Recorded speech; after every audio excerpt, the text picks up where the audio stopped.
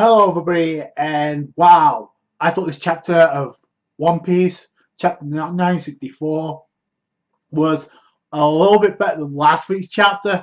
It covers a lot. Certain pieces of that puzzle that I mentioned, that elusive jigsaw puzzle that comes together to form that picture, we know how it turns out, but how we get there is going to be the most important thing. Whitebeard's interaction with Oden was super crucial for a lot of different reasons. Off with the cover page, and once again it focuses on the German pirates invading Dressrosa, and you can see them like having pistols, but also the like kiss germ. So because you see one guy trying to kiss a chick, you see the other chick just kicking a man while he's down. The other behemoth is supposed to be a lookalike of Pika, especially with the spikes on his head, but I don't know what other purpose this serves other than the fire tank pirates to square off against them. Whole thing was been about looking for Lola, and now it's turned into this. So I don't know what the end game for this is going to be, like I've mentioned before. But the end game we kind of know about is obviously what's taking place on Wano. Oden is pleading with Whitebeard to take him to sea. Whitebeard won't do it, and it's like, and the samurai are against this as well, understandably so. And in fact, this chapter actually made me feel more sorry for Okiku than anybody else, and I'll tell you why later. And what Whitebeard said was dead on about Oden's description. So Whitebeard says, no, because you're not the type of person who can serve under somebody. I've seen what happens when those types of people get together. They never last long in my crew. And he's dead on with that because we know, and he's going to be affiliated with Goldie Roger. And by the end of this chapter, we do see Goldie Roger in this flashback. And we know he's already interacted. So, and plus, and I've said this before, but I said this in one of my previous episode reviews in the anime of One Piece. Oden's tendency, his carefree personality, is very much like Luffy's. However, the big difference is Luffy is a heck of a lot more loyal. And I'm not saying he doesn't have loyalty in Oden, but the way, because you know for a fact, even if he wanted to sail the world, he would not abandon his crew. That's first off, okay? Oden, he's badass, but he abandoned his samurai just to follow his dream. Luffy was posed this question back in Film Z, whether or not Luffy would abandon his crew or accomplish his dream in the process. And Luffy says he wouldn't do either, but I like that question. And we know this for a fact that Luffy will not abandon his crew in the hopes of following his dream. We know that. He's already said that. So, I think he said that back in Zo about Sanji. That totally makes sense. So Luffy won't do that. Oden is carefree spirit. He wants to see the world, obviously. Obviously, Oden says, I can care less about the laws. I think when he does become Shogun, he's going to try and change those rules. But by the time that happens, it's already going to be too late. We've seen Orochi take shelter and secretly plan or plot. We know his father, Kozuki Sukiyaki, he's in bad shape right now. I think that's going to have something to do with poisoning, but be that as it may, it goes to show you that where seeds have already been planted. Wano has a strict policy for those who obviously leave. 2 weeks go by, and we know it takes a week for the repairs to the Moby Dick to take place. You see how Nekomamushi in Arashi, no one can count all these islands, and I find it very odd. The 3 panels we see of Izo, Neko, and Inarashi, like, where are you going, my lord? During this time, obviously at the Daimyo Palace in Kuri, I'm just going to the toilet again. I'm the freaking Daimyo, you know. And you see Izo, that look of suspicion, like, yeah, sure. You see a chain. On the end of the chain is Oden, who is swimming in the sea, and right behind is Izo. And he's like, I knew you were going to pull this crap. I'm not letting you leave. So it does explain, gets affiliated with Whitebeard. However, he doesn't join the crew, which I like that. But my question is this. How come he didn't return back to Wano? If that's the case. Because it seems like his reasoning for there was to bring Oden back to Wano. Marco's actually about to undo the chain and let him go. But Whitebeard's like, Newgate's like, hold up, Marco.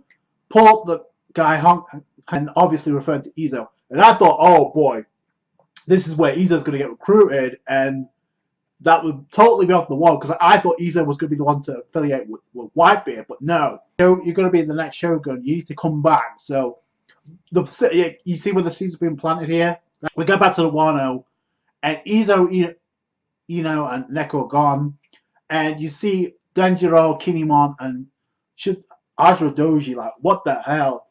Kinemon's freaking out. Okiku is just tearing up, and like I said before, I feel sorry for Okiku more than anybody else, because her brother just went off trying to get back Kazuki Oden for his own actions, and the way it makes it seem is like Izo is not going to return to Wano. I'm gonna mention something right now before we go on any further, like Okiku, right? There's been certain hints or certain rumblings and people talking in the community. There's something about Okiku that does not fit. In fact, there's some people actually go so far to say she might actually be the traitor that actually sold out. I said something back in the last episode review that when Lady Toki Kazuki sent Momonosuke, Kinemon, Kanjuro, Raizo, and Okiku, obviously to 20 years in the future, right, in Wano. Like I said, everybody, with the exception of Kiku, showed. We didn't see her cry. Nothing. We're seeing her cry now. Okay, and this is before anything bad happens to Oden or Lady Toki and Momonosuke. That close with Lady Toki, you would think Okiku would be crying too. And I first thought the reason why they did that in the anime was to cover up the fact of obviously the big secret that the manga readers know that the anime only don't. But now that I think about it, it would kind of make sense. Like the way she's been going about things, she's been hiding the gender secret. Okay, clown, she's part of the retainers, but the way she's gone about it is completely different. Like she's shown no emotion. Maybe she has that resentment towards Oden. If she is the spy or she is the traitor. But when all the samurai were crying, we see Shinobu and Momonosuke tearing up because the samurai looks like they got abandoned, but by Orochi's interception of that plan. So now, isn't it ironic that the only one that doesn't show any emotion or you can't see the face is Okiku? If this is setting the stage for Okiku being a traitor and being affiliated with Kaido, this would explain why. That's all I'm saying. I'm not saying it's possible, it's going to happen, but I'm not trying to be Oliver Stone-like, but gives him the deadline. You got 3 days from now. We're going to strap you back to the ship with the train. If you can withstand 3 days, we'll let you join us. And clearly, it fakes in the water. For 3 whole days, this guy was tied to the ship. First off, the fact that he hung on to the ship even before this is ridiculous strength on the part of Oden, because we know how the seas are outside of Wano anyway. You saw for yourself how many times I refused to, and he still forced his way. Time to do things my way, so I like that. Whitebeard's gonna, okay, you wanna play hardball? Okay, let's see if you can withstand this. So that's crazy. You see the panels of where the weather's taking shape. Even Marco's like, if he passes the test, he'll be one of us. Like, he won Marco over. Seen in Wano when Marco's talking with Nekomamushi in Arashi, and it would make sense considering the fact that in present time Wano arc, Marco was talking with Nekomamushi, so it makes sense how they knew each other back then. So, and how they already interacted. So that was kind of cool. The panel is actually showing you the weather of Oden. He's like flying in the air. You see like the sea fish or the sea creatures. And there's one part where the chain, you see the end of the chain, and it's in one of the mouth of the fishes. The huge fishes, by the way. Panel is where he's just sleeping on the sea. It's ridiculous. Yeah, that's gonna happen if you put your face in the water.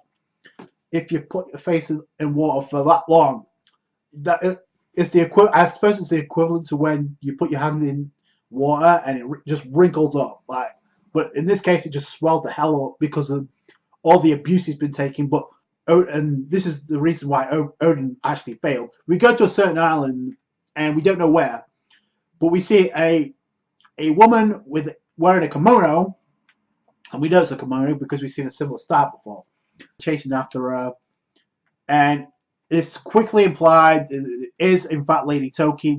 We get the full name, Lady Toki Amatsuki. So right away, she has the similar appearance of Hiyori in present time with the hair down. So I like that. That's pretty cool. When he appears, it's like swallowed up, like big time, to the point where it's actually like a beast. Lady Toki Amatsuki is like, oh, is that a monster? So it covers, like, again, he has similar tendencies to Luffy, even though he doesn't have a devil fruit. Because that was kind of confirmed too. There's no way he has a devil fruit because he wouldn't have been alive. So, at least not at this point. Toki was taking care of him the whole day. So this explains their interaction, how they met. He says, take me with you to Wano. It's been my dream. And later on, before that goes any further, we have the pirates. Captain Karma comes in, and they're the ones that chasing after Toki in the beginning. Whitebeard pirates come in, and they're like, get on our ship, Oden. You let your dreams go for the sake of the one woman's screams. You're more of a soft than I thought, and that's how he gets joins Whitebeard's crew. Immediately, we find out that Nekomamushi and Inarashi also stumbled aboard. So not only Izo, but also Nekomamushi and Inarashi. We know that they'll go back to Wano because we know they're on Zou. They end up on Zou. This incident caused a lot of problems, as well as it helped out with Oden's dream of seeing the world. What's really cool is not only Oden's interaction with Whitebeard, but also now Toki Amatsuki is also interacting with Whitebeard. So that's a long time of Oden and Toki interacting, and we know they're also going to fall for one another because obviously from Momonosuke and Hiyori. Anyway, we see the parts of the new world, and I don't think we've seen this certain parts yet. We see a castle with obviously trees in the background. The world full of new sights, and the way it's narrated, it seems like it's the way that Oda's been writing in the journal. We've seen that before. And they crash into another ship. Just casually crash into another ship. Cold part of the new world. We don't know where that is. Only the fact that plants are alive and there's a koala bear. Two of them, in fact. So, and you can clearly see in the background Flora Funa. And Oden's freaked out by this. Toki is, you see the hearts in the background, so she's loving this. But her dreams go back to Wano. And you see like the giants of Elbath. That was pretty cool. Whitebeard actually tangles with them. And you see a panel. It's kind of like similar to like Luffy and kind of like the Straw Hats Fleet, Grand Fleet, when they actually interacted with Luffy and actually joined up with Luffy. That's the same panel here we get with Whitebeard. In the Whitebeard pirates and Toki and Oden. So that was pretty cool. Toki Amatsuki. So according to what she said, she's 26 years old. About 800 years ago, I was born. So that's very convenient, considering the fact that 800 years ago, the royal poneglyphs were made. The throne for Pangaea Castle, obviously for the one that rules over the world without bias, was also forged. I'm pretty sure that's the same year when the Void Century happened. So there's something about that connects everything. And now we have this. 800 years ago, I was born. We know she's a relic from the past. She can travel in future again because she's in trouble. But she says her goal is to go back to Wano. My question is why? Because you clearly see her with a katana. And in fact, if you look at that sword, it kind of looks like a black blade.